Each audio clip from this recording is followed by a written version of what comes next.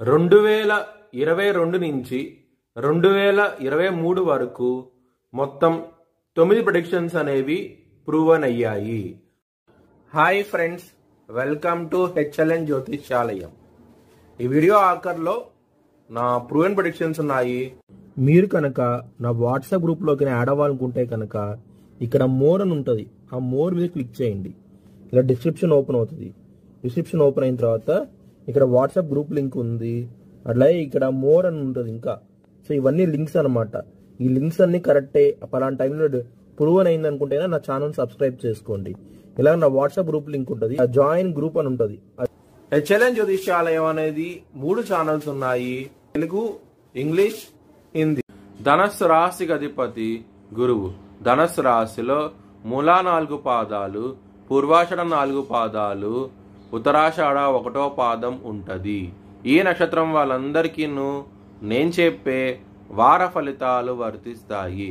ఈ వారంలో లగ్నాధిపతి అయిన గురువు పంచమ స్థానంలో ఉండటం మూలంగా ధనపరంగా మాత్రం ఈ వారం అనేది ఎక్సలెంట్ డెవలప్మెంట్స్ అంటూ ఉంటాయి. చాలా ఆనందంగా ఉంటారు. 2వ స్థానం అధిపతి అయిన శని కుజుడితో కలిసి ఉండటం మూలంగా మీరు చాలా ఇబ్బంది పడే అవకాశం ఎక్కువగా ఉన్నది. ముఖ్యంగా కుటుంబ వ్యక్తులతో గొడవలు అయ్యే అవకాశాలు చాలా ఎక్కువగా ఉన్నాయి ఈ వారం అనేది. 4వ స్థానంలో బుధుడు నీచబడి ఉన్నారు. దాని మూలంగా కొంచెం ఇబ్బంది పడే అవకాశాలు చాలా ఎక్కువగా ఉన్నాయి. బిజినెస్ పరంగా మాత్రం కొంచెం జాగ్రత్త అంటూ ఎక్కువ తీసుకోండి.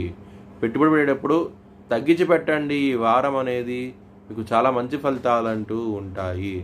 7వ స్థానాధిపతి అయిన బుధుడు నీచబడటం మూలంగా మ్యారేజ్ పరంగా మాత్రం గొడవలంటూ ఎక్కువగా ఉంటాయి ఈ వారం అనేది. అందుకోసమై మీరు విష్ణు సహస్రం పారాయణం చేయండి, మీకు చాలా మంచి ఫలితాలంటూ ఉంటాయి. 6వ స్థానాధిపతి అయిన శుక్రుడు రాహుతోనూ బుధుడితో కలిసి ఉండటం మూలంగా మీరు ఇబ్బంది పడే అవకాశాలు ఎక్కువగా ఉన్నాయి. ఆరోగ్యపరంగా మాత్రం కొంచెం జాగ్రత్త అంటూ ఎక్కువ తీసుకోండి.